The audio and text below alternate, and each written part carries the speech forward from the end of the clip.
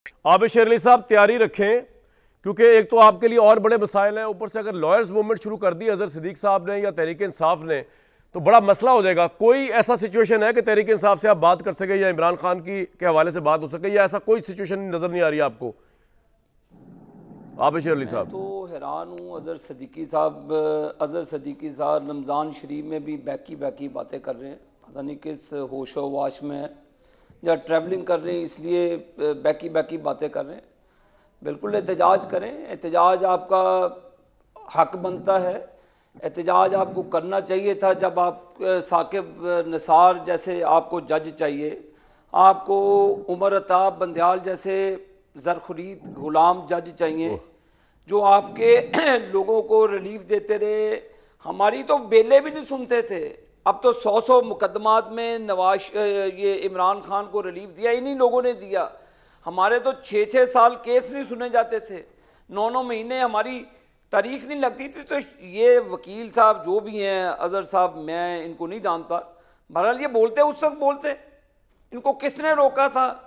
आबिद भाई, मैं आपसे ये सवाल पूछ रहा हूँ कि अदर साहब को आप छोड़े, तहरीक इंसाफ जो जारी है प्रोटेस्ट करने, चाहे वो वकला मूवमेंट है या पेशावर का जलसा है, आपके लिए अलार्मिंग नहीं है? सुन्नी इत्तेहाद काउंसिल के नहीं, जलसा तहरीक इंसाफ कर रही है ना सर। इन्होंने पीछे भी, इन्होंने पिछली मरतबा भी हमें, जब चाइनीज़ प्रेसिडेंट आना था, हमने सी पैक के मंसूबे शुरू करने थे, उस वक्त भी इन्होंने अपना शौक़ पूरा किया। ये फिर अपना शौक़ पूरा करें, कानून अपना रास्ता इख्तियार करेगा, कोई भी गैर कानूनी काम इनको नहीं करने दिया जाएगा। किसी किस्म की इनको हुकूमत को डिस्टेबलाइज करने की अहमियत मौका नहीं दिया जाएगा। ये अगर समझते हैं कि मादी की तरह से इनके साथ सलूक होगा, ये इनकी खाम ख्याली है।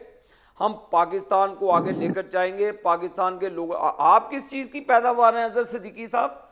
आपको तो फैज़ हमीद लेकर आया, आप तो उसके पाँव दो के पिए, जिसको इमरान कहता था कि इसने मेरे सेनेट के इलेक्शन मैनेज करवाए, ये मेरे चेयरमैन सेनेट को मैनेज कराया, ये मेरे इजलासों को मैनेज कराता था, ये मेरी MQM को मैनेज कराता था। आप बात करते हैं मेरे साथ? आप अपना आईने में शक्ल देखें कि आप बात करते हैं मेरे साथ। आप कहते हैं कि इमरान खान की बात करते हैं कि जो फैज़ हमीद को डायरेक्शन देता था कि सेनेट का इलेक्शन जिता दें। आप ऐसी गैर जमहूरी बातें ना करें। आप लोगों ने अदारों का मजाक बनाया, आप लोगों ने अदारों को घुसाया बीच में।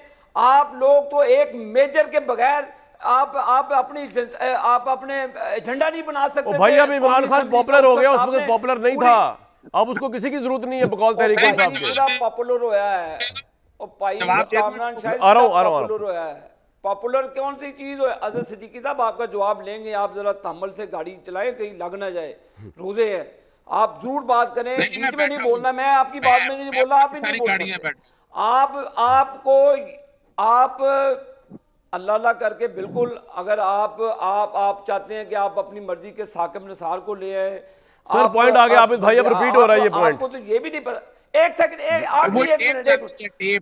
अदर साहब आ रहा हूं आपकी तरफ, एक मिनट, ये खत्म करें, पूरा टाइम दूंगा आपको। जी आबिद भाई कंप्लीट करें। आपको तो ये भी नहीं पता कि सुप्रीम जुडिशियल काउंसिल के ये नहीं आता इख्तियार में, वो सिर्फ जजेस के मिसकंडक्ट पे बात कर सकती हैं, वो इस तरह के कमीशन को लीड नहीं कर सकते। आबिद भाई पॉइंट आ गया आपका। कंट्रोवर्शियल बनाना चाहते हैं, ये कंट्रोवर्सी जनरेट करना चाहते हैं, हम इनको बिल्कुल नहीं करने देंगे। जी अदर साहब, योर टेक सर। देखिए, असल प्रॉब्लम है ना कि 2-4 जमातें आदमी पढ़ ले तो समझे कि उसे कानून आता है, आइन आता है। इतना आसान काम नहीं है।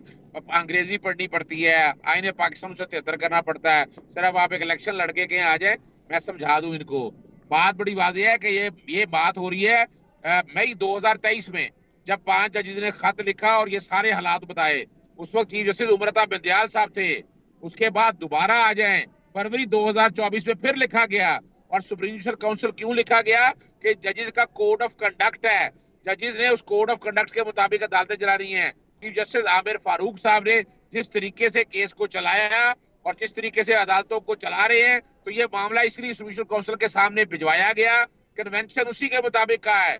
और सुप्रीम जुडिशियल काउंसिल जो है वो 3 सीनियर जज हैं सुप्रीम कोर्ट के और 2 हाई कोर्ट के चीफ जस्टिस होते हैं। तो ये डरने की, यानी मुझे नहीं एक बात समझ में आ रही, पूरी उम्र भर गई इनकी बूट पॉलिश करते हुए, चेरी ब्लॉसम जेब में रखते हुए, नवाज शरीफ जियाउल हक की पैदावार, कारगिल में क्या कहता रहा, सिरिल अलमीडा ने क्या कहा, रोग आर्मी क्या क्या लफ्ज इन्होंने इस्तेमाल की। आपका सिग्नल, एक तो आप स्काइप पे हैं, एक तो आप स्काइप पे बात सुनवाने कंप्लीट कर लें। खत्म हुए हैं आजकल कामरान शाह साहब, खत्म कर दो। अदर साहब कंप्लीट कर लें, स्काइप पे उनकी बात सुनवा। देखिए मैं फिर कंप्लीट कर लूँ ना। जी करें।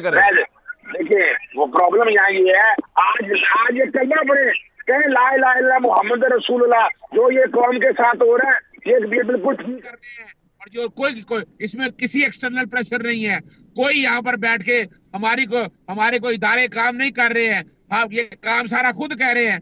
झूठ बोलना बड़ा इतना आसान काम नहीं है। रमजान का कह देना, लोगों को तालीम दे देना, ये नहीं हो सकता। थोड़ा कड़वा थोड़ा सच बोलना मुश्किल है इस मुल्क में। थू ये नहीं होता, करना चाहिए उस रास्ते। आपका पॉइंट आ गया सर, मैं आपकी आवाज कम से कम इस मुकद्दस में मजीद ठीक करने की कोशिश करता हूँ।